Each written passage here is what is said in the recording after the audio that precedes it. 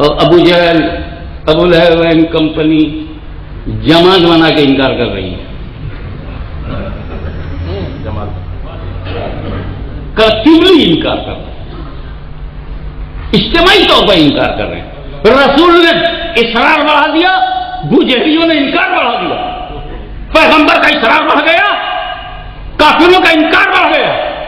انکار و اصرار کی اسی کشمکش میں جبریل امین وحی الہی لے کر حاضر ہوئے اور کہا انک لا تسمع الموتى، اے محبوب یہ مردے تمہاری نہیں سنیں گے۔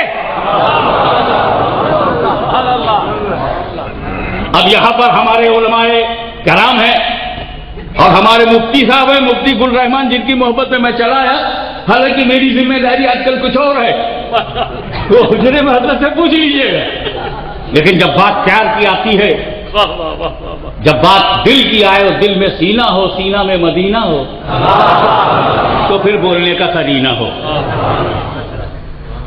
آنا پڑا، میں ہماری یہ شعر اہل سنت واقعی اسد اسم مسمى، یہ بیٹھے ہوئے ان سے عرض کروں، ایک تطفل بچپنا مجھے کرنے کا حق ہے، میری داڑھی سفید ہو گئی ہے، میں نہیں بوڑھا ہوا ہوں، اس لیے میں بچپنا کے اظہار کر سکتا ہوں کہ حضرت یہاں لوگوں نے کہا کہ موتا میں تشبیہ دی ہے، یہ مردہ نہیں، مردے جیسے ہیں۔ میں عرض کروں گا کہ یہاں لفظ موتا قرآن میں مطلق ہے اور مطلق اپنے اطلاق پر جاری ہوتا ہے، اور جب تک حقیقی معنی مراد لینا متعذر نہ ہو، مجاز کی طرف عدول کی ضرورت نہیں۔ یہ واقعی سب مردے ہیں، اسی لیے قرآن نے ان کو کل موتا نہیں کہا، مطلقاً موتا کہا۔ یہ قرآن ہے، قرآن کوئی اولڈ ٹیسٹامنٹ نہیں ہے، لیٹسٹ ٹیسٹامنٹ ہے، یہ کوئی پرانا مال نہیں ہے۔ رب کا آخری کمال ہے جو کتاب کی صورت میں آیا ہے، اس کے کمال تو بے شمار ہے، مگر کتاب کی صورت میں جس آخری کمال کا رب جب کتاب کی صورت میں اپنے کمال کو آخری بناتا ہے تو اسے کتاب اللہ کہتے، کتاب اللہ، اور جب آخری نبی بنا دیتا ہے تو اسے محمد الرسول اللہ کہتے ہیں، محمد الرسول اللہ۔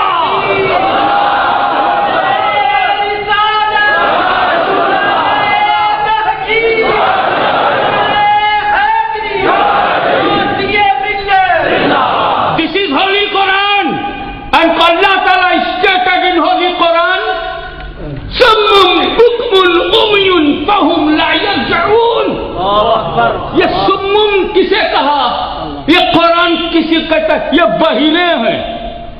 بہرا کس کو کہتے ہیں؟ جو کان سے نہ سنے۔ گونگا ہے یہ، گونگا کس کو بولتے ہیں؟ جو منہ سے نہ بولے۔ اندھا ہے، جو آنکھ سے نہ دیکھے، بلائنڈ ہے۔ ابو جہل کو قرآن نے بلائنڈ کہا، بہرا کہا، حالانکہ وہ سب بری بری بات سنتا تھا۔ اندھا کہا قرآن نے، حالانکہ وہ دوڑتا تھا روڈ پر۔ تو وہ ابو جہل جو آنکھ والا ہے اسے قرآن نے اندھا کیسے کہہ دیا؟ جو زبان والا ہے رسول کو ایذا پہنچاتا ہے، ڈائلاگ بولتا ہے، وہ گونگا کیسے ہوا؟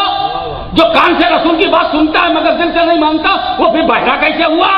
تو قرآن پہلی بار ہیومن بینگ کو ایک آئیڈیالوجی قرآن دے رہا ہے، اے اللہ کے بندو، زبان رکھنے سے تم زبان والے نہیں ہو، آنکھ رکھنے سے تم آنکھ والے نہیں ہو، کان رکھنے سے کان والے نہیں ہو۔ جو لوگ کان رکھ کر حق بولی نہ سنیں وہ بہرے ہیں، جو زبان رکھ کر حق نہ بولیں وہ گونگے ہیں، اور جو آنکھ رکھ کے حق کو نہ دیکھیں وہ اندھے ہیں، اور جو دل رکھ کے میرے نبی کو نہ مانے وہ مردے ہیں۔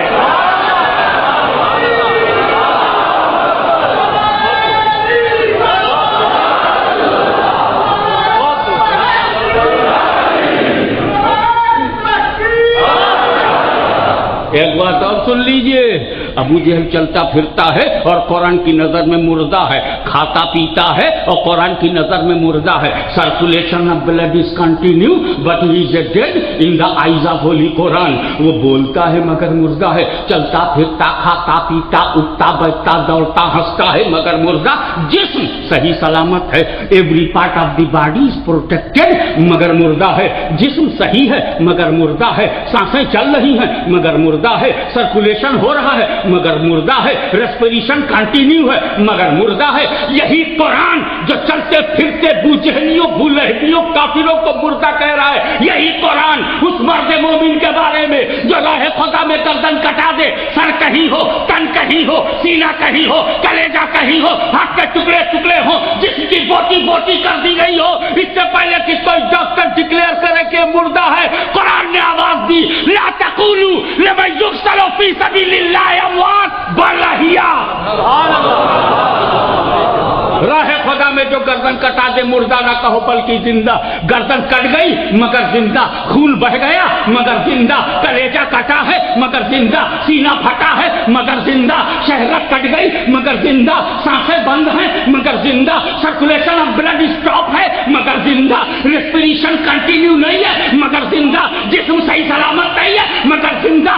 ابو جہل چل رہا ہے مگر مردہ، کھا پی رہا ہے مگر مردہ، وہ بچ کر مردہ ہو گیا اور امیر حمزہ کٹ کر زندہ ہو گئے.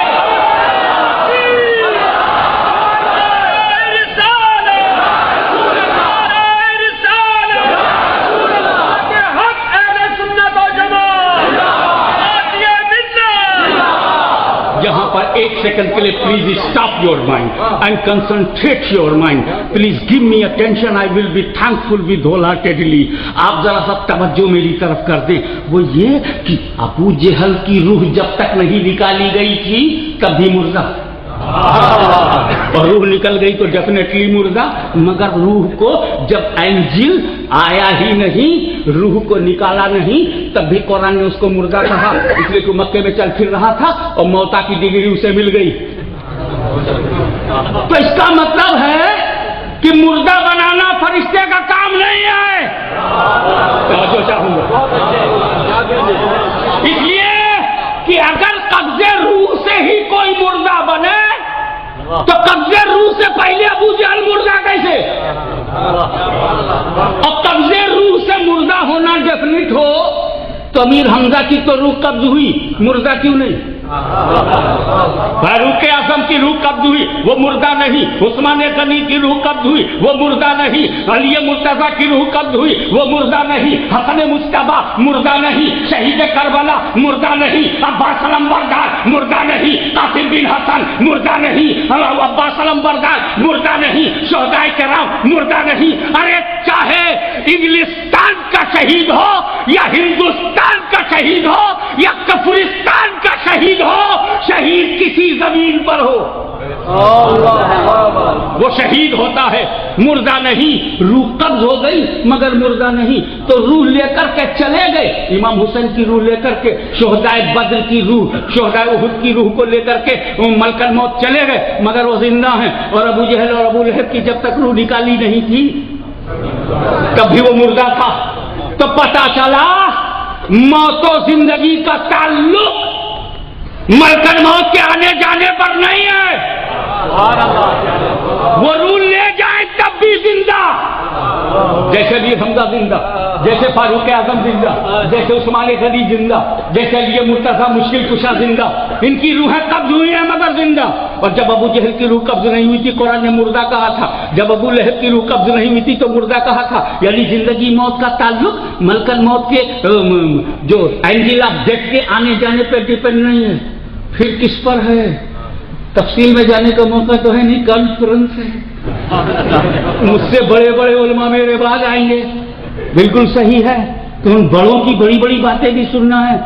شارٹیسٹ پاسبل وے سے آپ کو لے چلوں، ہمیں بس 2 جملے میں بات کو حل کر دوں. ڈسکرپشن ہو گیا، انٹروڈکشن ہو گیا، کنکلوژن لے لو. اور کنکلوژن یہ ہے کہ ابو جہل تو کھاتا پیتا ہے پھر مردہ کیوں؟ اے امیر حمزہ، آپ کی چھاتی کٹ گئی، کلیجہ نکل گیا، دانتوں سے چبا لیا گیا، آپ زندہ کیوں؟